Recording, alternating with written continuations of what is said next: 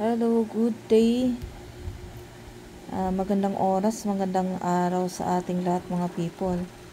Kumusta uli? Welcome back to my channel, Agimatera, Ritualista, Healer, Merlin, mga people. Kumusta po? Ito namang pinapakita ko sa inyo ay isa sang batong puti. At para malalaman nyo kung ano ang pertud nitong mga to, ay panuurin mo mula umpisa hanggang matapos sa aking video. Panuurin nyo mula umpisa hanggang matapos ang aking video mga people para mas maliwanagan kayo at maunawaan ninyo kung ano-ano ang dapat gawin at ano ang dapat gagawin sa mga ganitong klaseng mga bato or ano bang bertud na kapangyarihan nila na magbibigay sa iyo ng kagalingan or kapangyarihan or kalakasan ba o ano ba talaga, di ba?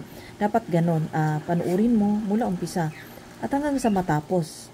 Huwag mo lang na silipin ang aking video na dahil bato lang pala yan, no? Ganon. Marami sa atin mga people na sisilip lang tayo at hindi mo man naman naunawaan, hindi mo naman tinitingnan mabuti. Pagkasilip mo lang sa aking video ay wala lang, dead maka lang. Sabagay, kung ikaw ay ordinaryong tao lamang at hindi katulad sa amin na may kaalaman at mahilig sa mga kaalaman, ay dapat matutunan mo ang dapat mong gawin. So, maraming salamat. Shout out sa lahat ng mga nanonood. Thank you very much mga people. So, ito na po ang taglay ng bato na ito. Tawag natin dito ay batong puti. Sa inyong nakikita natin puti. Batong puti. Ito po ay para sa akin bato ara. Iba po yung batong santo ara.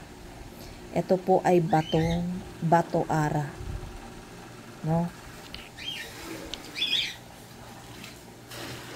Etong batong ara, ito po ay nagbibigay sa atin ng cleansing. No? Kakaiba. Kasi ang kalikasan, people, pagdating sa kalikasan, ay hinulma ito ng Diyos at galing ito sa kapangyarihan ng ating may kapal. No? So ito, ang ginawa namin dito mga people, ang batong ito, ang ginaganap ko ay iba'y nababad ko yan sa tubig. Marami akong bato ara. Kung nais nyo naman na bumili sa akin ng bato ara, pwede kayo mag-PM sa akin sa Facebook account at tandaan po ninyo lagi, Facebook account, Merly Gonza Pontejos. Yan po ang aking Facebook account kung nais niyo naman akong makausap or nais niyo naman magpalimos ng mga gamit. I-screenshot niyo po ang gusto niyong gamit na bibilin sa akin. Ang bato ara ay pwede natin itong ibabad sa tubig. Linisin niyo muna yan. Hugasang mabuti. Pwede brasan, sabunan.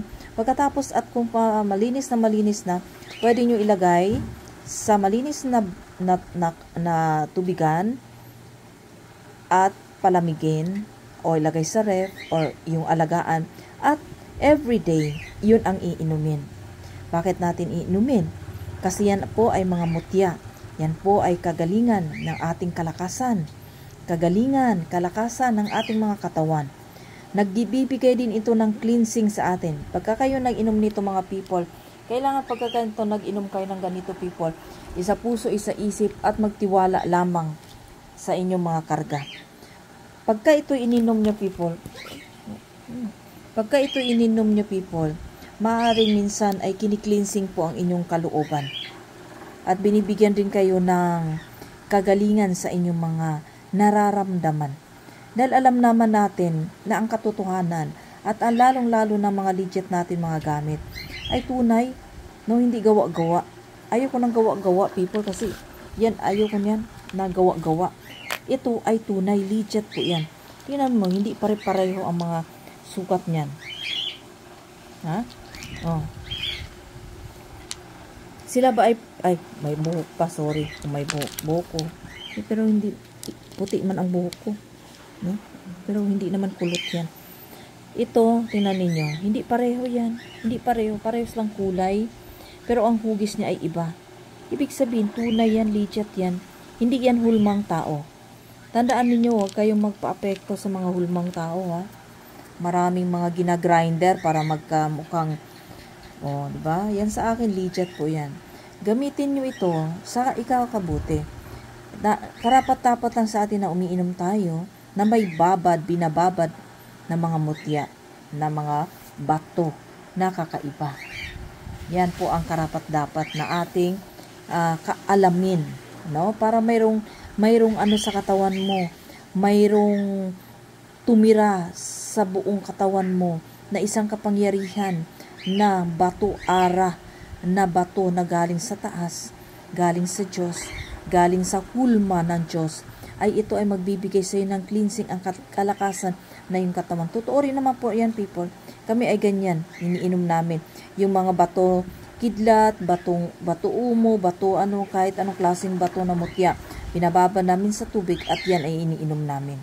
Para lang sa aming safety at magkaroon ka ng kabal sa katawan at protection. Okay, people, maraming salamat. God bless po, naway kahit konting kaalaman ay makakakuha kayo. Okay? Bye, salamat.